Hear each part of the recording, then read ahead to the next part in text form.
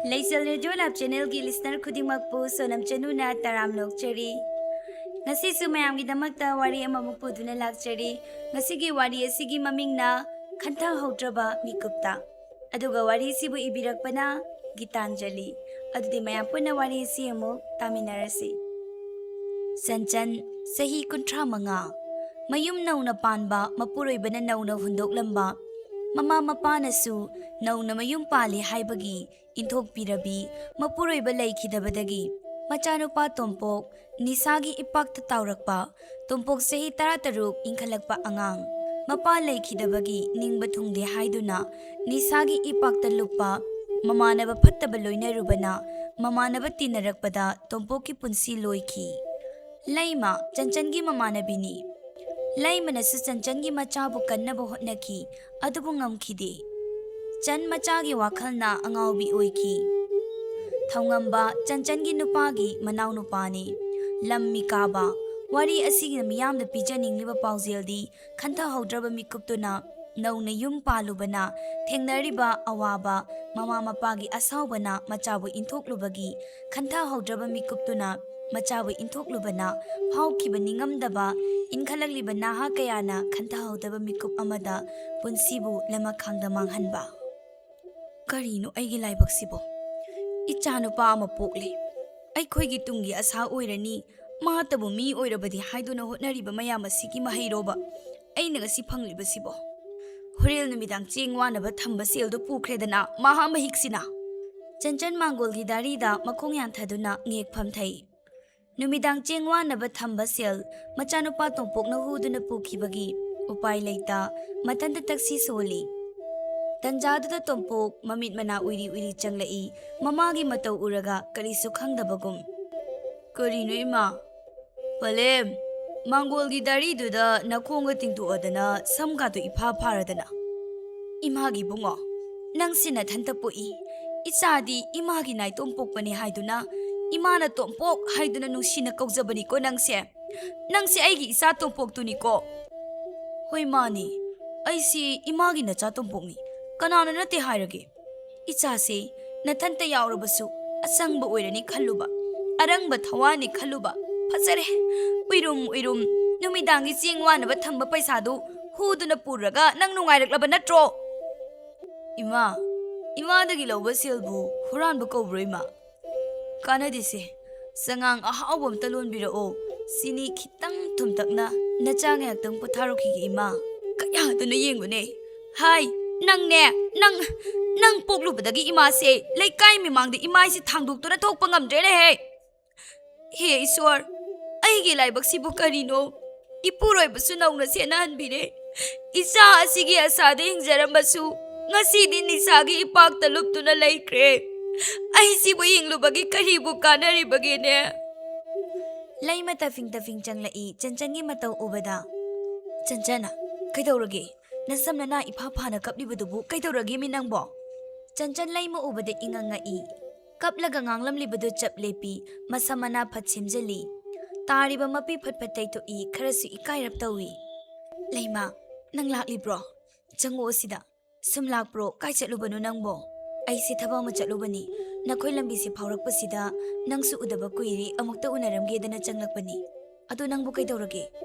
Laima aigi laibakse Nongdamba kauba lai mahakna aigi nungaiba saruk haibadu tambiramdra male ima ipana haiba indabi oiduna yum nganna palubagi mai ai ngasidi phangle hausikti pumnamak haukre haukiba singdo kautho nachagidamak hingdaba yadabani magi asadane aina hinglibase adubo aigi asadi mami samlagle leima Chan kaino nang haridubo leima aigi icha tompokse ngasidi nisagi ipakta lupa misak oibadu oire aina mabu warakpa ngamdre bapa hek laikhidabadagi magi maning aina tunganba ngamlaktabadagi phathaba ngamdraba wakalna phattaba mamanaba kaya loinaduna masana masabu manghalle aise bacha warakpa ngamdabi mama haibadu oire Chan kapkanu se ai nungaite Hauzik aikhoi kaidoba yabage haibado khanasi Hauzik bu khanabagi matam lairibra Nongmagi aphangba suduna ꯅꯣꯡꯃꯒꯤ ꯆꯔꯥ ꯑꯅꯤ ꯋꯥꯠꯇꯅꯕ ꯍꯣꯠꯅꯔꯤꯕ ꯑꯩꯅꯤ ꯂꯩꯔꯤ ꯌꯥꯝꯅ ꯂꯩꯔꯤꯅ ꯅꯪ ꯁꯣꯟꯊꯕ ꯌꯥꯗꯦ ꯆꯟ ꯅꯪꯅ ꯁꯣꯟꯊꯔꯕꯗꯤ ꯏꯆꯥ ꯑꯁꯦ ꯈꯥꯡꯉꯨ ꯊꯛꯇ ꯃꯥꯡꯈ꯭ꯔꯒꯅꯤ ꯅꯪ ꯌꯨꯝꯂꯣꯝꯗꯒꯤ ꯏꯃꯥꯗꯒꯤ ꯁꯦꯜ ꯈꯔ ꯂꯧꯅꯕ ꯇꯧ ꯑꯉꯥꯡꯁꯤ ꯊꯨꯅ ꯂꯥꯌꯦꯡꯊꯣꯛꯍꯧꯁꯤ ꯃꯥꯕꯨ ꯀꯜꯍꯧꯁꯤ ꯑꯩꯕꯨ ꯍꯧꯖꯤꯛꯄꯨ ꯏꯃꯥ ꯄꯥꯕꯗꯒꯤ ꯀꯔꯝꯅ ꯁꯦꯜ ꯍꯪꯒꯗꯧꯔꯤꯕꯅꯣ ꯂꯩꯃ ꯏꯆꯥꯁꯤ ꯀꯟꯕꯒꯤ ꯑꯣꯏꯔꯕꯗꯤ ꯌꯨꯝ ꯏꯪꯈꯣꯜꯁꯤ ꯌꯣꯜꯂꯕꯁꯨ ꯌꯣꯟꯒꯦ ꯑꯩꯒꯤ ꯑꯁꯥ ꯍꯥꯏꯕꯕꯨ ꯃꯍꯥꯛ ꯈꯛꯇ ꯃꯉꯥꯏꯔꯕꯅꯤ ꯆꯟ ꯌꯨꯝꯒꯤ ꯏꯪꯈꯣꯜ ꯌꯣꯜꯂꯒ ꯅꯃꯥꯅ ꯆꯥꯅ ꯀꯗꯥꯏꯗ ꯂꯩꯃ ꯑꯩ ꯑꯁꯦ ꯏꯃꯥ ꯏꯄꯥꯅ ꯍꯥꯏꯕ ꯏꯟꯗꯦ ꯍꯥꯏꯗꯨꯅ ꯏꯟꯊꯣꯛꯂꯕꯤꯅꯤ ꯏꯟꯈꯠꯂꯛꯄꯒꯤ ꯏꯍꯩ ꯇꯝꯒꯗꯕ ꯃꯇꯝ ꯑꯗꯨꯗ ꯑꯩꯅ ꯂꯝ ꯍꯦꯜꯂꯨꯕꯒꯤ ꯃꯍꯩꯅꯤ ꯑꯩꯅ ꯉꯁꯤ ꯐꯪꯂꯤꯕꯁꯦ ꯏꯃꯥ ꯏꯄꯥꯒꯤ ꯑꯁꯥ ꯄꯨꯝꯕ ꯊꯨꯒꯥꯏꯔꯨꯕꯒꯤ ꯆꯩꯊꯦꯡ ꯑꯩꯅ ꯐꯪꯖꯕꯅꯤ ꯅꯧꯅ ꯌꯨꯝ ꯄꯥꯜꯂꯦ ꯏꯆꯥ ꯑꯃ ꯌꯥꯎꯔꯦ ꯏꯆꯥ ꯑꯁꯤꯒꯤ ꯑꯁꯥ ꯀꯌꯥ ꯑꯃ ꯃꯥ ꯑꯩ ꯁꯥꯒꯠꯃꯤꯟꯅꯈꯤꯕ ꯅꯨꯡꯗꯝꯕ ꯃꯥꯅ ꯉꯁꯤꯗꯤ ꯄꯨꯝꯅꯃꯛ ꯀꯥꯏꯍꯟꯕꯤꯔꯦ ꯏꯄꯨꯔꯣꯏꯕꯕꯨ ꯏꯐꯝꯗꯒꯤ ꯃꯨꯟꯕꯤꯈ꯭ꯔꯦ ꯅꯧꯅ ꯂꯨꯈ꯭ꯔꯥ ꯑꯣꯏꯍꯧꯔꯕꯤ ꯏꯄꯝꯗ ꯁꯃꯥꯖ ꯑꯁꯤꯅ ꯌꯦꯡꯂꯤꯕ ꯃꯤꯠꯌꯦꯡ ꯄꯨꯝꯅꯃꯛ ꯈꯥꯡꯗꯨꯅ ꯏꯆꯥꯒꯤ ꯌꯦꯡꯂꯤꯕꯅꯦ ꯑꯗꯨꯕꯨ ꯉꯁꯤꯗꯤ ꯑꯩ ꯍꯤꯡꯅꯤꯡꯗ꯭ꯔꯦ ꯑꯩꯒꯤ ꯏꯟꯈꯠꯂꯛꯄꯒꯤ ꯇꯨꯡꯒꯤ ꯈꯜꯍꯧꯗ꯭ꯔꯕ ꯃꯤꯀꯨꯞꯇꯨꯅ ꯑꯩꯕꯨ ꯑꯣꯠꯂꯔꯦ ꯂꯩꯃ ꯑꯩ ꯌꯥꯝ ꯋꯥꯔꯦ ꯆꯟ ꯀꯞꯀꯅꯨꯁꯦ ꯑꯩꯅ ꯄꯥꯝꯕ ꯏꯃꯥꯗ ꯁꯦꯜ ꯍꯥꯏꯌꯨ ꯍꯥꯏꯔꯤꯕꯁꯦ ꯑꯇꯩꯒꯤ ꯅꯠꯇꯦ ꯃꯈꯣꯏꯒ ꯂꯣꯏꯅꯗꯨꯅ ꯑꯉꯥꯡꯁꯦ ꯁꯦꯝꯕꯅ ꯍꯦꯟꯅ ꯐꯒꯗ꯭ꯔꯥ ꯈꯟꯗꯨꯅ ꯍꯥꯏꯕꯅꯤ ꯅꯪꯅ ꯊꯟꯗ ꯇꯔꯛ ꯂꯩꯕꯁꯦ ꯑꯩ ꯅꯨꯡꯉꯥꯏꯇꯦ ꯐꯔꯦ ꯑꯩꯅ ꯐꯅꯕ ꯄꯨꯝꯅꯃꯛ ꯁꯤꯜꯂꯒꯦ ꯑꯉꯥꯡꯁꯦ ꯔꯤꯍꯦꯕꯤꯂꯤꯇꯦꯁꯟ ꯁꯦꯟꯇꯔ ꯑꯃꯗ ꯊꯝꯈ꯭ꯔꯁꯤ ꯃꯗꯨꯅ ꯃꯥꯒꯤ ꯑꯐꯕ ꯂꯝꯕꯤ ꯁꯣꯏꯗꯅ ꯑꯣꯏꯒꯅꯤ ꯃꯥꯒꯤ ꯊꯥꯒꯤ ꯁꯦꯜꯗꯤ ꯑꯩꯅ ꯊꯤꯕ ꯉꯝꯒꯗ꯭ꯔꯥ ꯀꯔꯤꯒꯨꯝꯕ ꯉꯝꯗ꯭ꯔꯒꯅ ꯀꯝꯗꯧꯕ ꯈꯨꯗꯤꯡꯃꯛ ꯑꯩꯅ ꯐꯅꯕ ꯁꯤꯜꯂꯒꯦ ꯅꯪꯒꯤꯁꯨ ꯅꯪꯒ ꯆꯥꯅꯕ ꯀꯔꯤ ꯇꯧꯁꯤꯒꯦ ꯍꯥꯏꯕꯗꯣ ꯑꯩꯈꯣꯏꯅꯤ ꯇꯥꯟꯅꯔꯁꯤ ꯅꯈꯣꯏꯒꯤꯗꯤ ꯏꯪꯈꯣꯜꯁꯨ ꯆꯥꯎꯕꯅꯤꯅ ꯑꯄꯤꯛꯄ ꯁꯦꯟꯗꯣꯏꯗ ꯑꯩꯈꯣꯏ ꯁꯦꯜ ꯈꯔ ꯄꯨꯔꯁꯤ ꯑꯩꯅ ꯄꯨꯝꯅꯃꯛ ꯌꯥꯅꯕ ꯁꯤꯜꯂꯒꯦ ꯌꯦꯟ ꯑꯣꯛ ꯉꯥꯅꯨ ꯂꯣꯏꯔꯣ ꯃꯇꯝ ꯃꯇꯝꯒꯤ ꯏꯟꯁꯥꯡꯁꯨ ꯊꯥꯁꯤ ꯂꯩꯃ ꯑꯩ ꯏꯆꯥꯒꯤꯗꯃꯛ ꯈꯨꯗꯤꯡꯃꯛ ꯉꯝꯅꯕ ꯍꯣꯠꯅꯒꯦ ꯅꯪꯅ ꯐꯅꯕ ꯄꯨꯝꯅꯃꯛ ꯁꯤꯜꯂꯛꯑꯣ ꯍꯣꯏꯁꯦ ꯑꯩꯅ ꯄꯨꯝꯅꯃꯛ ꯐꯅꯕ ꯁꯤꯜꯂꯒꯦ ꯐꯔꯦꯅꯦ ꯉꯁꯤꯒꯤꯗꯤ ꯑꯩ ꯁꯨꯍꯜꯂꯒꯦ ꯅꯪ ꯋꯥꯈꯜ ꯍꯦꯟꯖꯤꯟꯅ ꯈꯟꯒꯅꯨꯀꯣ ꯑꯉꯥꯡꯗꯨꯁꯨ ꯐꯖꯅ ꯁꯦꯟꯅꯧ ꯂꯩꯃ ꯑꯩꯗꯤ ꯏꯆꯥꯒꯤ ꯋꯥꯈꯜꯅ ꯅꯪꯕꯨ ꯀꯔꯤꯃꯠꯇꯁꯨ ꯆꯥꯁꯤ ꯊꯛꯁꯤꯒ ꯍꯥꯏꯈꯤꯗ꯭ꯔꯦ ꯇꯧꯔꯤꯁꯦ ꯃꯇꯨꯡꯗ ꯃꯌꯥꯝ ꯂꯩꯔꯤꯁꯤꯗꯤ ꯏꯆꯥꯁꯤꯗ ꯍꯥꯟꯅ ꯐꯅꯕ ꯁꯤꯟꯈꯤꯁꯤ ꯑꯗꯣ ꯃꯥꯕꯨ ꯅꯤꯡꯊꯤꯅ ꯁꯦꯟꯅꯧ ꯑꯩ ꯉꯁꯤ ꯅꯣꯡꯃ ꯅꯤꯅꯤꯁꯤꯗ ꯌꯥꯅꯕ ꯁꯤꯜꯂꯛꯑꯒꯦ ꯑꯗꯣ ꯑꯩ ꯆꯠꯂꯒꯦꯀꯣ ꯅꯪ ꯅꯨꯡꯉꯥꯏꯅ ꯂꯩꯌꯨ ꯍꯣꯏ ꯑꯗꯨꯗꯤ ꯆꯠꯂꯣꯀꯣ ꯂꯩꯃ ꯑꯩ ꯁꯨꯝ ꯂꯩꯍꯧꯔꯒꯦ ꯂꯩꯃ ꯆꯠꯈꯤ ꯆꯟꯆꯟ ꯂꯩꯃꯒꯤ ꯃꯥꯏꯀꯩ ꯌꯦꯡꯅ ꯃꯥꯏꯊꯣꯡꯗ ꯃꯣꯃꯣꯟ ꯈꯖꯤꯛ ꯅꯣꯛꯆꯩ ꯑꯩꯒꯤ ꯏꯆꯥꯁꯦ ꯑꯃꯨꯛꯇꯪꯗꯤ ꯍꯥꯟꯅꯒꯤ ꯄꯨꯟꯁꯤꯗ ꯍꯟꯖꯤꯜꯍꯟꯗꯕ ꯌꯥꯗꯦ ꯃꯝꯂꯨꯔꯕ ꯑꯩꯒꯤ ꯋꯥꯈꯜꯁꯤ ꯈꯖꯤꯛ ꯃꯉꯥꯜ ꯂꯥꯛꯄꯒꯨꯝ ꯇꯧꯏ ꯍꯦ ꯏꯁꯣꯔ ꯑꯩꯒꯤ ꯏꯆꯥꯕꯨ ꯑꯃꯨꯛ ꯍꯟꯅ ꯑꯅꯧꯕ ꯄꯨꯟꯁꯤ ꯑꯃꯗ ꯂꯥꯛꯍꯟꯕꯤꯌꯨꯀꯣ ꯅꯨꯃꯤꯗꯥꯡꯒꯤ ꯃꯇꯝꯅꯤ ꯇꯣꯝꯄꯣꯛ ꯃꯥꯒꯤ ꯀꯥꯗ ꯏꯁꯤ ꯁꯤꯕ ꯃꯈꯩ ꯇꯨꯝꯂꯤ ꯆꯟꯆꯟ ꯆꯥꯛ ꯂꯣꯏꯔꯦ ꯍꯥꯏꯗꯨꯅ ꯃꯆꯥꯕꯨ ꯀꯧꯕ ꯆꯪꯂꯛꯏ ꯃꯆꯥꯅ ꯅꯤꯡꯉꯥꯏꯗꯅ ꯇꯨꯝꯗꯅ ꯂꯩꯕꯗꯨ ꯎꯔꯒ ꯀꯌꯥꯗ ꯅꯨꯡꯉꯥꯏꯅ ꯇꯨꯝꯂꯤꯕꯅꯣ ꯌꯦꯡꯉꯨꯅꯤ ꯑꯣ ꯏꯕꯨꯡꯉꯣ ꯏꯃꯥꯒꯤ ꯁꯅꯥ ꯑꯣꯟꯊꯣꯛꯅ ꯄꯥꯝꯃꯨꯈ꯭ꯔꯦꯗ ꯀꯗꯥꯏꯗꯒꯤ ꯀꯔꯤ ꯀꯔꯝꯕ ꯋꯥꯈꯜꯅ ꯑꯗꯨꯛ ꯐꯠꯇꯕ ꯂꯝꯕꯤꯗꯨꯗ ꯏꯆꯥꯅ ꯆꯪꯂꯨꯔꯤꯕ ꯅꯄꯥꯕꯨꯡꯗꯨꯅ ꯏꯆꯥꯒꯤꯗꯃꯛ ꯀꯌꯥꯗ ꯍꯣꯠꯅꯖꯔꯝꯕ ꯑꯗꯨꯕꯨ ꯉꯁꯤꯗꯤ ꯅꯨꯡꯗꯝꯕ ꯃꯥꯅ ꯄꯨꯝꯅꯃꯛ ꯂꯣꯏꯅ ꯁꯦꯠꯇꯨꯅ ꯄꯨꯕꯤꯈ꯭ꯔꯦ ꯆꯟꯆꯟ ꯃꯆꯥꯕꯨ ꯌꯦꯡꯗꯨꯅ ꯃꯄꯤ ꯏꯔꯥ ꯍꯧꯅ ꯅꯨꯡꯉꯥꯏꯇꯅ ꯃꯆꯥꯒꯤ ꯐꯃꯨꯡ ꯃꯆꯤꯗꯨꯗ ꯐꯝꯂꯤ ꯈꯪꯍꯧꯗꯅ ꯐꯣꯟ ꯂꯥꯛꯏ ꯆꯟꯆꯟ ꯏꯈꯪ ꯍꯦꯛ ꯈꯪꯉꯤ ꯐꯣꯟꯗꯨ ꯁꯠ ꯄꯥꯏꯈꯠꯂꯤ ꯍꯜꯂꯣ ꯂꯩꯃ ꯁꯟꯅ ꯂꯥꯏ ꯑꯃꯅ ꯍꯦꯛ ꯏꯟꯁꯤꯟꯕꯒꯨꯝ ꯉꯁꯥꯏꯗꯣ ꯅꯈꯣꯏꯗꯒꯤ ꯍꯟꯈꯤꯕꯗ ꯀꯨꯏꯅ ꯎꯅꯔꯨꯗ꯭ꯔꯕ ꯏꯃꯥꯟꯅꯕꯤ ꯑꯃ ꯀꯣꯛ ꯍꯦꯛ ꯊꯦꯡꯅꯔꯤꯅꯦꯍꯦ ꯃꯥꯒꯤ ꯅꯨꯄꯥꯗꯣ ꯍꯧꯖꯤꯛ ꯏꯟꯈꯠꯂꯛꯂꯤꯕ ꯅꯍꯥ ꯀꯌꯥꯅ ꯅꯤꯁꯥꯒꯤ ꯏꯄꯥꯛꯇ ꯇꯥꯎꯔꯤꯕ ꯀꯌꯥꯁꯤꯕꯨ ꯑꯐꯕ ꯃꯥꯏꯀꯩ ꯑꯃꯗ ꯄꯨꯔꯛꯅꯕꯒꯤꯗꯃꯛ ꯇꯨꯡꯒꯤ ꯌꯨꯝꯕꯤ ꯑꯣꯏꯒꯗꯧꯔꯤꯕ ꯅꯍꯥ ꯃꯈꯣꯏꯕꯨ ꯀꯟꯗꯕ ꯌꯥꯗꯦ ꯍꯥꯏꯕꯒꯤ ꯄꯥꯟꯗꯝꯗ ꯑꯣꯔꯒꯅꯥꯏꯖꯦꯁꯟ ꯑꯃ ꯂꯤꯡꯈꯠꯂꯦ ꯍꯥꯏ ꯏꯆꯥ ꯇꯣꯡꯕꯣꯛꯀꯤ ꯋꯥꯔꯤ ꯄꯨꯝꯕ ꯑꯩꯅꯁꯨ ꯂꯤꯔꯕꯅꯦ ꯍꯧꯖꯤꯛꯇ ꯀꯣꯜ ꯇꯧꯔꯛꯂꯦ ꯍꯌꯦꯡꯁꯦ ꯏꯆꯥꯕꯨ ꯂꯧꯕ ꯂꯥꯛꯂꯒꯦ ꯅꯪꯕꯨ ꯌꯥꯔꯕ꯭ꯔꯣ ꯀꯔꯤ ꯈꯜꯂꯤꯅꯣ ꯂꯩꯃꯒꯤ ꯋꯥꯗꯨ ꯇꯥꯕꯗ ꯆꯟꯆꯟ ꯍꯔꯥꯎꯅ ꯂꯩꯃ ꯑꯣꯟꯊꯣꯛꯅ ꯅꯨꯡꯉꯥꯏꯔꯦꯗ ꯍꯧꯖꯤꯛꯄꯨ ꯑꯩꯅ ꯀꯔꯤ ꯑꯃꯨꯛ ꯍꯥꯏꯒꯗꯧꯔꯤꯕꯅꯣ ꯑꯩꯒꯤ ꯍꯥꯏꯕꯕꯨ ꯏꯆꯥ ꯑꯁꯦ ꯍꯥꯟꯅꯒꯤ ꯄꯨꯟꯁꯤꯗ ꯑꯃꯨꯛꯇꯪ ꯍꯟꯖꯤꯜꯂꯛꯇꯨꯅ ꯑꯐꯕ ꯄꯨꯟꯁꯤ ꯑꯃꯗ ꯃꯥꯅ ꯍꯤꯡꯖꯕꯗꯣ ꯑꯗꯨ ꯈꯛꯇꯅꯦ ꯑꯩꯅ ꯄꯥꯝꯕ ꯑꯩꯅ ꯉꯁꯤ ꯍꯤꯡꯂꯤꯕꯁꯦ ꯃꯥꯒꯤ ꯑꯁꯥ ꯈꯛꯇ ꯃꯉꯥꯏꯔꯕꯅꯤ ꯍꯣꯏ ꯐꯔꯦꯅꯦ ꯑꯗꯨꯗꯤ ꯑꯩ ꯍꯌꯦꯡ ꯑꯩꯈꯣꯏ ꯇꯥꯃꯣꯈꯣꯏꯒ ꯄꯨꯟꯅ ꯂꯥꯛꯑꯒꯦ ꯑꯉꯥꯡꯗꯣ ꯅꯪꯅ ꯅꯤꯡꯊꯤꯖꯅ ꯊꯦꯝꯗꯨꯅ ꯊꯅꯝꯂꯣ ꯍꯣꯏ Ima, kaino, ako'y sak amta thongdraba toisibo. Thonge, sak lamlabro nangbo. Lao. Ima, kay enjangno? Iroli, yerum ama ngaure. Kuireda, ako'y imungsina ahawba enjangga charakidaba. Chanchan machagi waduda mathamoida khajik nungaiti, machabu nungsina yengi aduga tapna hairai. Ichabu kari enjang chaningino? Yen chaningi, imabu nachada pijaningiro. Angawbo, mamanabu machada pijaningde haibro.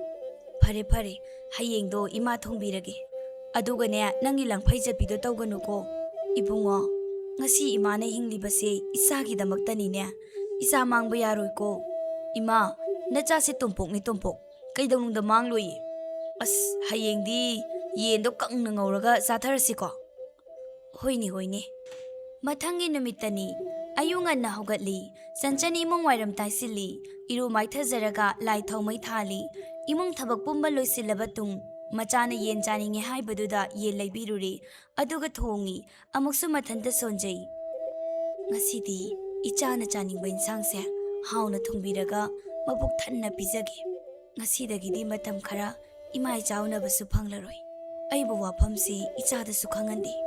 Khanganbana pharibra. Karigumba khangalurabadi amuk yarakdragana kamdauba. Ai hairaroi. Horen lay makhoilak them nauraga puba haiduni. Asuk nungsiba isase. Kadaidagi karamna asuk fattaba lambi sida chatluribano. He Isor, ichabu matam layba khibikta achumba lambida lamjingbiyuko. Mama aigi mitki mani oijariba ichabu kanbiyuko. Ima, sagloidribo. Tompokna khangkau kaurakpaduda chanchan ikhang he khangna. Loidore. Kainoya. Ngasi de khoi magi yen thongbase hawtong malhe. Ironbase yawramine. Ngasi chak mayam chagi kanade. Ironbada kotnaba maroi heklugi ma. Chak thiramuko. Chak yam lameba. Hoi. Ichase ngasi dagi chatkrani do. Chaka se inthi nungaina chakhidaba kuirabani. Ngasi di chak mayam chagi ka so hairi. Karino. Mapanda irang langbagi makhol ama tarisibo. Sanchan taha senturai. Magi sumang dumina pungthan thalli.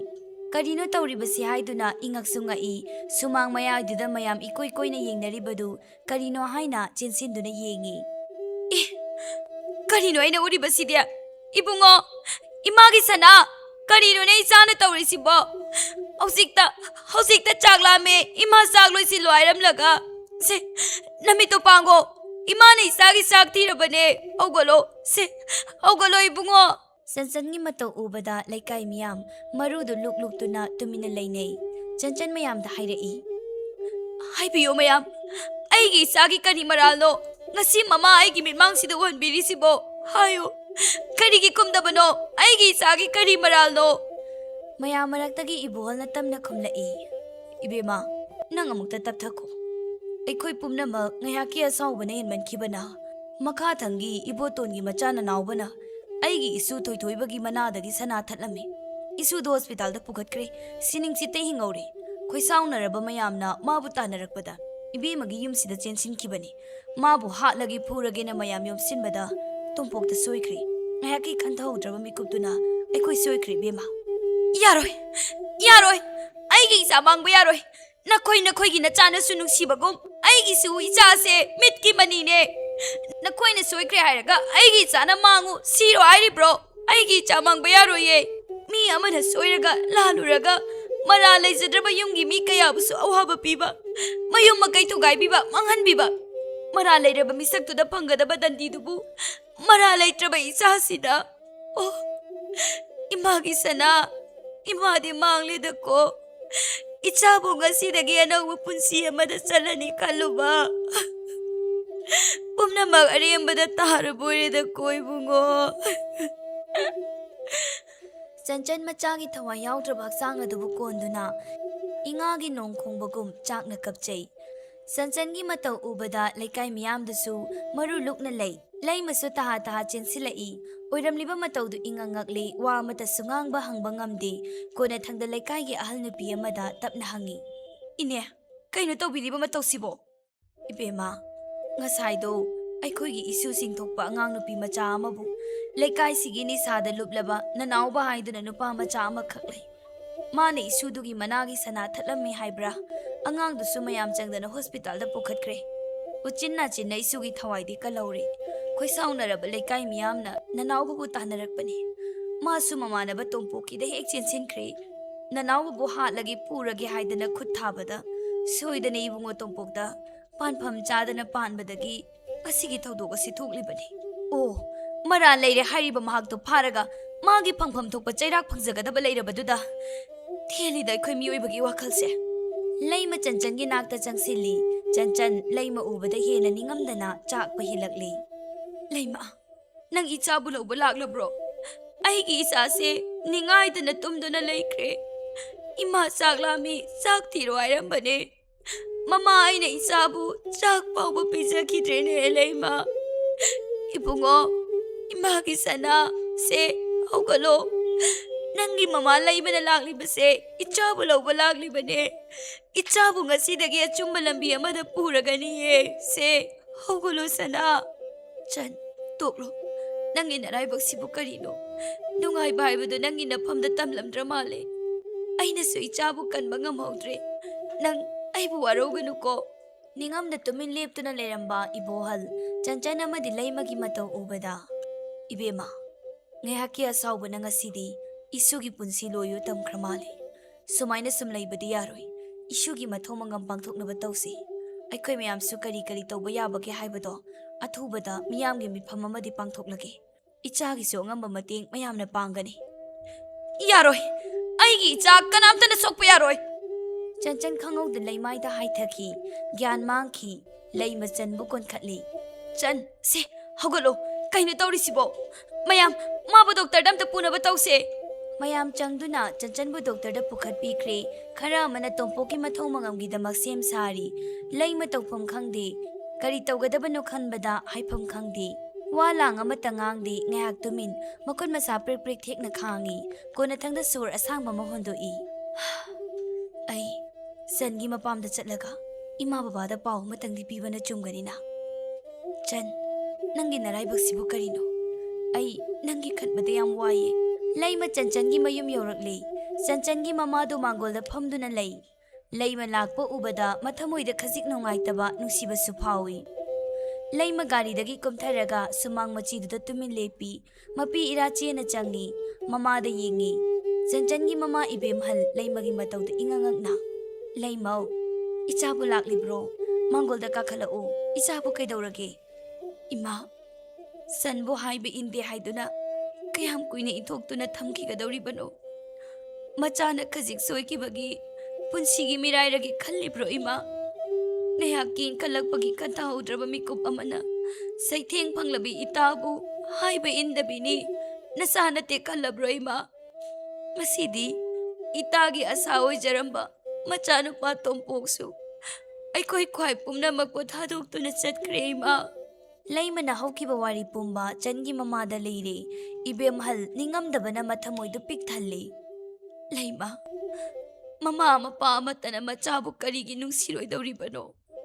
ꯃꯥꯕꯨꯇ ꯃꯤ ꯑꯃ ꯑꯣꯏꯔꯕꯗꯤ ꯍꯥꯏꯗꯨꯅ ꯅꯈꯣꯏ ꯄꯥꯕꯨꯡ ꯏꯕꯥꯅꯤꯅ ꯍꯣꯠꯅꯈꯤꯕꯅꯤꯅꯦ꯫ ꯃꯍꯥꯛꯅ ꯃꯇꯝ ꯆꯥꯗ ꯑꯌꯨꯝ ꯃꯀꯩ ꯄꯥꯜꯂꯤ꯫ ꯃꯔꯥꯏꯕꯛꯅ ꯊꯤꯔꯤꯕꯁꯨ ꯃꯄꯨꯔꯣꯏꯕꯁꯨ ꯅꯧꯅ ꯀꯥꯏꯅꯔꯦ꯫ ꯑꯄꯤꯛꯄ ꯃꯆꯥꯗꯨꯒ ꯃꯍꯥꯛ ꯃꯊꯟꯇ ꯇꯔꯛ ꯇꯔꯛ ꯂꯩꯕꯗꯨꯗ ꯌꯨꯝꯁꯤꯗ ꯂꯥꯛꯇꯨꯅ ꯂꯩꯔꯣ, ꯏꯁꯨꯗꯨꯁꯨ ꯃꯤ ꯑꯣꯏꯅꯕ ꯁꯦꯝꯁꯤ ꯍꯥꯏꯕꯅꯦ꯫ ꯑꯗꯨꯁꯨ ꯃꯥꯅ ꯁꯤꯈꯥꯡ ꯈꯥꯡꯅ ꯌꯥꯈꯤꯗꯕꯅꯦ꯫ ꯏꯄꯨꯔꯣꯏꯕꯒꯤ ꯌꯨꯝꯁꯤꯗ ꯁꯤꯒꯅꯤ, ꯏꯆꯥꯒꯤꯗꯃꯛ ꯑꯩꯅ ꯍꯣꯠꯅꯒꯅꯤ ꯍꯥꯏꯗꯨꯅ ꯁꯤꯈꯥꯡ ꯈꯥꯡꯈꯤꯕꯅꯦ꯫ ꯍꯥꯟꯅꯗꯒꯤ ꯈꯔꯒ ꯋꯥꯔꯧꯔꯒ ꯂꯩꯕꯅꯦ꯫ ꯅꯣꯏ ꯄꯥꯕꯨꯡꯅ ꯑꯃꯨꯛ ꯍꯟꯅ ꯌꯦꯡꯂꯔꯣꯏ ꯍꯥꯏꯗꯨꯅ ꯁꯥꯎꯈꯤꯕꯅꯦ꯫ ꯑꯗꯨꯕꯨ ꯍꯧꯖꯤꯛꯇꯤ ꯏꯆꯥꯕꯨ ꯀꯟꯗꯕ ꯌꯥꯗꯦ ꯂꯩꯃ꯫ ꯍꯧꯖꯤꯛꯃꯛ ꯗꯣꯛꯇꯔ ꯆꯠꯁꯤ꯫ ꯂꯩꯃ ꯑꯃꯗꯤ ꯏꯕꯦꯝꯍꯜ ꯗꯣꯛꯇꯔꯗ ꯆꯠꯂꯤ꯫ ꯆꯟꯆꯟꯗꯤ ꯋꯥꯈꯜ ꯂꯥꯛꯇ꯭ꯔꯤ꯫ ꯃꯌꯥꯝ ꯄꯨꯝꯅꯃꯛ ꯇꯨꯃꯤꯟ ꯇꯨꯃꯤꯟ ꯎꯪꯗꯨꯅ ꯂꯩꯅꯩ꯫ ꯃꯆꯥꯅꯨꯄꯤꯅ ꯒ꯭ꯌꯥꯟ ꯂꯥꯛꯇ꯭ꯔꯕꯗ ꯃꯃꯥ ꯏꯕꯦꯝꯍꯜ ꯑꯃꯗꯤ ꯃꯄꯥ ꯃꯕꯨꯡ ꯃꯧꯄ꯭ꯋꯥꯁꯤꯡꯅ ꯇꯣꯝꯄꯣꯛꯀꯤ ꯃꯊꯧ ꯃꯉꯝ ꯂꯣꯏꯁꯤꯟꯈ꯭ꯔꯦ꯫ ꯃꯆꯥꯒꯤ ꯑꯔꯣꯏꯕ ꯃꯊꯧꯗꯨ ꯐꯥꯎꯕ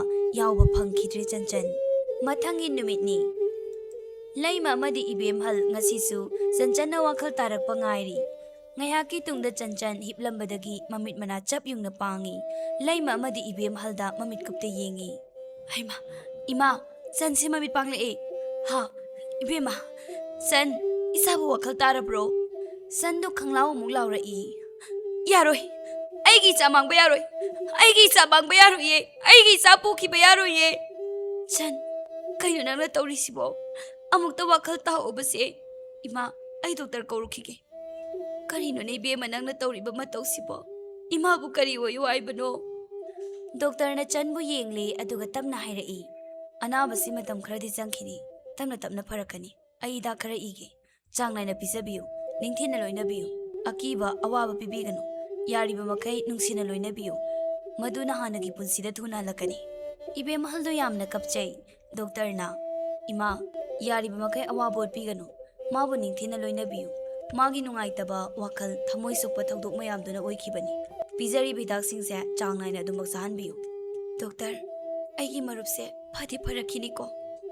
Pharakanida, cheksina ningthina loinabiyu. Yaragadi yumda putaraga ningthina senabiru. Ai hida khara ijaramge. Phani doktor. Doktor gi pautak tung inna chanchan mayumda putharaklammi. Tompoki mathau mangam su pangthokkhri. Laimadi aduki matik nungaitaba pendaba haibadu oire.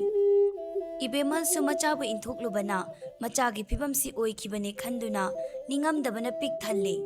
Machabu cheksina senajai laimasu toina laktuna chanchanbu senajai. Asukuiba matam chanchana waringai matam kanasu magine haiduna sumthokpiraktrabasu hojiktada chanchangi mapuroibagi manawnupa thongambana ibemalda sumna hairaklammi. Ine haukhibana haukre hojikti itaimabu manaw oina senajarage. Manawnupi machasingsu lairi itaimagi-damakta. Aikhoisu iyambana hinglingai apangba athenma wakhal saunaribane haiduna hanna phawba yengludre. Hojikti iyambasu ichasu loina chatkre. Manaw aigidamak wajaramba iyambagi laman singba sakna leihoriba itaimabu manaw oina senajarage. Thongamba isana aduk thamoi sengna hairagabu inena nataimabu karigi sinaroidoribano. Hojikti nachagi mathau mangamsu loikre. Nataimasi cheksina senabiyoko. Doktor na piriba hidak singse chang naina pizau. Mabu haraungna nungsina loinabiyoko. Nataimase hanagi punsida hanjilandaba yadabani. Ine, itaimagidamak manaw oina pupnamak hotnaragani. Thongambana thamoi sengna mataimagidamak leplabada ibemhal yamna penjarami. Wakal tada tumin phamlibi macha chanchanbu yeng mitlu pirang ihauna kapi machagi makukta tapna nali. Imagi chan, ichabu naba pharo. Imadi ichagi matausi yengba ngamdre. Ichabu labra intokluba imagi tamoisi puba ngamdre. Dak imabu warauganuko.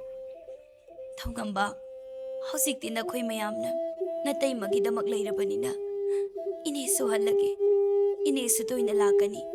Nataimabu ningthina senauko. Ine, kagi kapibano kapkanu nungaiti. Itaimagidamak akhoi mayam leiribasidi. Phare. Ine su yumda hankrage. Nakhoi mayam leibagi ine na ikhongsi thangdokpa ngamgadoribani. Ichase aina yumda pukhibadi yai. Adubu nayamba leitaba haktakta ine na mabu yumda leisi haibada nataimana yakhide. Mapuroibagi yumda sirabasu sigani haiduna. Ine na ne ichana pamjakhidabado tawhaningdre. Ine thoine na khanjinbirunuda. Adudi ine chalage ko. Bema san ima chalage ko. Ibemal machabu nungsina yengi. Machabu manam nambiramlaga ningamda mayum hankirammi. Thongamba ibemal chatkiba maikaida mamitkupta yengzahawi. Tamo, moi tamo. Kaino aduk yamna sukthana ningamdana yengbiridubu kanano. Thongamba suktaramba maithong pumba momon minokta mahut sinki. Binada nokfet tawna yenglaga. Nupi lila drama tawba kasi araibadi nateko. Mibu shumanba, kaphanba, nokhanba ngamba gunamadi changi hairiba. Hoine, makoi kakasu lila yawba yarani. Onthoknabu mana sana kremi. Sidabu tanabu nabada kayam wai. Hinglingaida manawaibu inthoklanba yambani. Aibu yumsidagi tanthokibani. Hojikti masu mafamsida leiba phangdre. Machasu mapagi matung inkre. Itaimasu wakhal tadre. Hojikti pumnamakse aigi loina oirani. Hojikti aikhoigi loina oirani. Angawbisisu maraina dum sijakrasani. Nupiya ꯃꯤꯒꯤ ꯃꯃꯥꯡꯗ ꯏꯇꯩꯃꯕꯨ ꯊꯤꯅ ꯇꯧꯕ ꯌꯥꯗꯦꯀꯣ ꯃꯥꯒꯤ ꯗꯥꯛ ꯂꯥꯡꯇꯛ ꯄꯤꯖꯗ꯭ꯔ ꯂꯣꯏꯔꯦ ꯇꯞꯅ ꯇꯞꯅꯗꯨꯃꯛ ꯃꯆꯥꯒꯤ ꯅꯥꯛꯇ ꯆꯠꯈ꯭ꯔꯁꯅꯤ ꯊꯦꯝ ꯅꯧꯗꯨꯅꯅꯦ ꯃꯥꯒꯤ ꯃꯔꯜ ꯃꯌꯥꯝꯁꯦ ꯂꯧꯍꯧꯗꯕ ꯌꯥꯗꯦ ꯏꯕꯦꯝꯍꯜ ꯃꯌꯨꯝꯗ ꯅꯨꯡꯉꯥꯏꯅ ꯋꯥꯇꯄꯥꯗ ꯂꯩꯔꯕꯁꯨ ꯃꯆꯥꯅꯨꯄꯤ ꯆꯟꯆꯟꯒꯤ ꯈꯟꯕꯗ ꯑꯗꯨꯛꯀꯤ ꯃꯇꯤꯛ ꯅꯨꯡꯉꯥꯏꯇꯦ ꯃꯇꯝ ꯃꯥꯁꯨ ꯁꯨꯝ ꯍꯧꯈꯤꯕꯅ ꯇꯣꯝꯄꯣꯛ ꯂꯩꯈꯤꯗꯕ ꯊꯥ ꯑꯃꯗꯤ ꯍꯥꯏꯔꯛꯂꯦ ꯅꯤꯡꯉꯣꯜꯁꯤꯡꯅ ꯈꯧꯔꯥꯡꯅ ꯉꯥꯏꯔꯛꯄ ꯍꯤꯌꯥꯡꯒꯩꯒꯤ ꯅꯤꯅꯤ ꯄꯥꯟꯕ ꯅꯤꯡꯉꯣꯜ ꯆꯥꯛꯀꯧꯕꯁꯨ ꯂꯥꯛꯂꯦ ꯏꯕꯦꯝꯍꯜ ꯃꯊꯃꯣꯏꯗ ꯂꯩꯇꯥꯐꯝ ꯈꯪꯗꯦ ꯉꯁꯤꯁꯦ ꯅꯤꯡꯉꯣꯜꯁꯤꯡꯒꯤ ꯈ꯭ꯋꯥꯏꯗꯒꯤ ꯋꯥꯅ ꯉꯥꯏꯖꯔꯤꯕ ꯍꯔꯥꯎꯖꯕ ꯍꯤꯌꯥꯡꯒꯩꯒꯤ ꯅꯤꯅꯤ ꯄꯥꯟꯕ ꯅꯤꯡꯉꯣꯜ ꯆꯥꯛꯀꯧꯕ ꯅꯨꯃꯤꯠꯅꯤꯀꯣ ꯑꯩꯒꯤ ꯏꯆꯥꯗꯨꯕꯨ ꯀꯔꯝ ꯇꯧꯔꯝꯒꯗꯒꯦ ꯏꯆꯥꯒꯤ ꯅꯥꯛꯇ ꯑꯃꯨꯛꯇ ꯆꯠꯂꯨꯈꯤꯒꯦ ꯑꯩꯅ ꯇꯣꯏꯅ ꯆꯠꯄꯁꯤꯗ ꯊꯧꯉꯝꯕꯅ ꯀꯔꯤ ꯑꯃꯨꯛ ꯈꯟꯒꯗꯕ ꯉꯔꯥꯡꯇꯅꯤꯅꯦ ꯑꯩꯅ ꯆꯠꯂꯨꯕꯗꯣ ꯍꯦꯔꯥ ꯑꯣꯏꯅꯤꯡꯕ ꯑꯣꯏꯔꯁꯅꯨ ꯑꯩ ꯏꯁꯥꯕꯨ ꯉꯥꯏꯍꯥꯛꯇ ꯂꯧꯕꯤꯔꯨꯈꯤꯒꯦ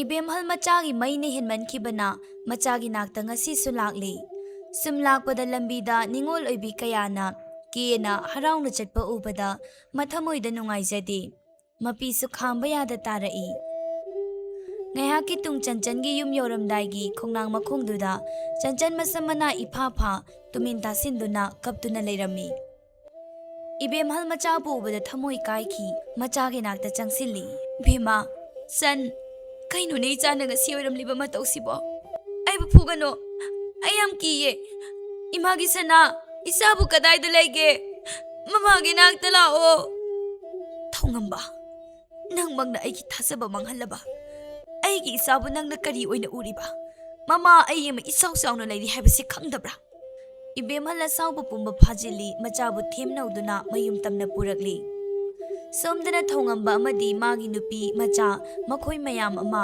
ꯃꯥꯡꯒꯣꯜ ꯑꯗꯨꯗ ꯆꯥꯛ ꯆꯥꯅꯕ ꯁꯦꯝ ꯁꯥꯔꯤ ꯍꯩ ꯕꯦꯃꯥ ꯂꯥꯎ ꯆꯥꯛꯁꯤ ꯆꯥꯅꯕ ꯇꯧꯁꯤ ꯏꯆꯥꯅ ꯄꯥꯝꯖꯕ ꯌꯦꯟꯁꯨ ꯉꯧꯔꯦ ꯉꯥꯁꯨ ꯊꯣꯡꯉꯤ ꯏꯔꯣꯟꯕ ꯀꯥꯡꯍꯧ ꯉꯥ ꯑꯇꯥꯎꯕ ꯆꯝꯐꯨꯠ ꯁꯒꯣꯜ ꯍꯋꯥꯏ ꯊꯣꯡꯕ ꯂꯣꯏ ꯁꯨꯔꯕꯅꯤ ꯂꯥꯎ ꯊꯧꯉꯝꯕꯒꯤ ꯃꯆꯥꯅꯨꯄꯤ ꯑꯁꯥ ꯃꯄꯥꯗ ꯑꯣꯏꯅꯔꯞ ꯇꯧꯏ ꯕꯕꯥ ꯑꯩꯒꯤ ꯍꯥꯞꯄꯤꯌꯨ ꯍꯥꯏꯕ ꯗꯈꯤꯅꯥꯗꯤ ꯍꯩ ꯃꯤ ꯇꯥꯅꯤꯅꯦ ꯅꯪꯕꯣ ꯏꯄꯥꯅ ꯏꯆꯥꯒꯤ ꯑꯄꯥꯝꯕ ꯂꯣꯏꯅ ꯂꯩꯔꯒ ꯊꯝꯂꯕꯅꯤ ꯃꯤꯒꯤ ꯃꯃꯥꯡꯗ ꯆꯥꯛ ꯀꯧꯔꯤ ꯍꯥꯏꯕꯁꯤ ꯈꯪꯍꯟꯕ ꯌꯥꯕ ꯅꯠꯇꯦꯅꯦ ꯑꯗꯨꯅꯕꯨ ꯅꯃꯥ ꯅꯥꯔꯤ ꯅꯪ ꯉꯟꯇꯥ ꯂꯥꯛꯎ ꯍꯥꯏꯗꯅ ꯅꯍꯥꯟꯗꯒꯤ ꯀꯧꯔꯤꯕꯁꯤꯅꯤꯀꯣ ꯊꯧꯉꯝꯕ ꯅꯪꯁꯤ ꯏꯅꯦꯅ ꯊꯥꯖꯔꯨꯕꯒꯤꯅꯤꯀோ ꯉꯁꯤ ꯅꯇꯩꯃꯅ ꯀꯅꯥ ꯂꯩꯖꯗ꯭ꯔꯕꯤ ꯑꯃꯒꯨꯝ ꯃꯁꯝ ꯃꯅꯥ ꯏꯐꯥ ꯐꯥꯅ ꯑꯉꯥꯎꯕꯤꯒꯨꯝ ꯈꯣꯡꯅꯥꯡ ꯃꯈꯣꯡ ꯑꯗꯨꯗ ꯀꯞꯇꯨꯅ ꯂꯩꯔꯝꯂꯤꯕꯁꯦ ꯏꯁꯨ ꯇꯣꯝꯄꯣꯛ ꯂꯩꯈꯤꯗꯕ ꯊꯥ ꯑꯃꯇ ꯉꯥꯏꯔꯤꯕ ꯑꯩꯒꯤ ꯏꯁꯨ ꯑꯗꯨꯒ ꯌꯨꯝꯃꯛꯁꯤꯗ ꯅꯪꯃꯛꯅ ꯍꯔꯥꯎ ꯇꯔꯥꯝꯅ ꯅꯆꯥꯁꯤꯡ ꯆꯥꯛ ꯀꯧꯔꯤꯕ ꯅꯪꯁꯤꯕꯨ ꯃꯤꯔꯣ ꯑꯩꯅ ꯅꯪꯕꯨ ꯊꯥꯖꯔꯨꯕꯒꯤꯔꯣ ꯉꯁꯤ ꯑꯩꯒꯤ ꯃꯤꯠꯃꯥꯡꯗ ꯎꯔꯤꯕ ꯃꯌꯥꯝꯁꯤꯕꯣ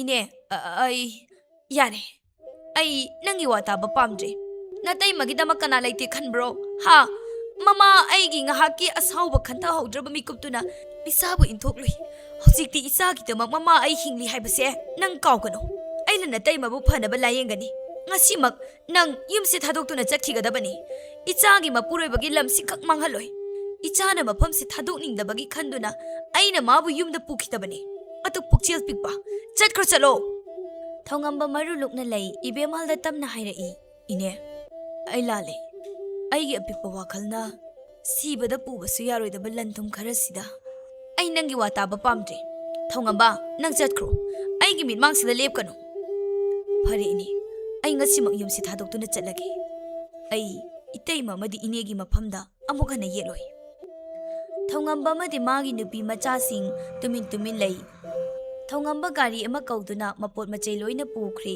ꯑꯔꯣꯏꯕ ꯑꯣꯏꯅ ꯏꯕꯦꯝꯍꯜꯗ ꯏꯀꯥꯏꯅ ꯇꯞꯅ ꯏꯅꯦ ꯅꯌꯥ ꯆꯠꯆꯔꯨꯈꯤꯒꯦ ꯏꯕꯦꯝꯍꯜ ꯃꯆꯥꯕꯨ ꯅꯨꯡꯁꯤꯅ ꯌꯦꯡꯉꯤ ꯏꯕꯦꯝꯃ ꯏꯆꯥꯕꯨ ꯐꯅꯕ ꯏꯃꯥꯅ ꯂꯥꯌꯦꯡꯒꯅꯤꯌꯦ ꯏꯁꯥꯅ ꯊꯥꯗꯣꯛꯅꯤꯡꯗꯕ ꯅꯄꯨꯔꯣꯏꯕꯒꯤ ꯌꯨꯝꯁꯦ ꯏꯃꯥꯅ ꯈꯛ ꯃꯥꯡꯍꯜꯂꯣꯏꯌꯦ ꯂꯩꯃꯁꯨ ꯂꯥꯛꯏ ꯏꯕꯦꯝꯍꯜꯒꯤ ꯃꯇꯧ ꯎꯕꯗ ꯃꯥꯁꯨ ꯅꯨꯡꯉꯥꯏꯇꯦ ꯏꯕꯦꯝꯍꯜꯕꯨ ꯊꯦꯝꯖꯤꯟꯕꯤ ꯆꯟꯆꯟꯕꯨꯁꯨ ꯃꯁꯝ ꯃꯅꯥ ꯍꯥꯠꯇꯣꯛꯄꯤꯔꯦ ꯃꯐꯤ ꯃꯔꯣꯜ ꯍꯣꯡꯕꯤꯔꯦ ꯆꯟ ꯂꯥꯛꯑꯣ ꯆꯠꯂꯁꯤ ꯏꯆꯥ ꯇꯣꯝꯄꯣꯛꯄꯨ ꯀꯟꯕ ꯉꯝꯈꯤꯗ꯭ꯔꯕꯁꯨ ꯏꯇꯥꯗꯤ ꯃꯥꯡꯕ ꯌꯥꯔꯣꯏꯌꯦ ꯂꯩꯃ ꯑꯃꯗꯤ ꯏꯕꯦꯝꯍꯜꯅ ꯆꯟꯆꯟꯕꯨ ꯄꯨꯊꯣꯔꯛꯂꯝꯃꯤ ꯆꯟꯆꯟ ꯃꯌꯨꯝꯗ ꯍꯥꯏꯐꯦꯠꯁꯨ ꯃꯅꯤꯡ ꯍꯟꯗꯨꯅ ꯌꯦꯡꯉꯤ ꯂꯩꯃ ꯑꯃꯗꯤ ꯃꯃꯥꯒꯤ ꯃꯇꯨꯡ ꯏꯟꯅꯗꯨꯅ ꯑꯃꯨꯛ ꯆꯠꯈꯤ ꯃꯇꯥꯡ ꯑꯁꯤꯗ ꯈꯟꯊꯍꯧꯗ꯭ꯔꯕ ꯃꯤꯀꯨꯞꯇ ꯍꯥꯏꯔꯤꯕ ꯋꯥꯔꯤ ꯑꯁꯤ ꯂꯣꯏꯁꯤꯟꯖꯔꯤ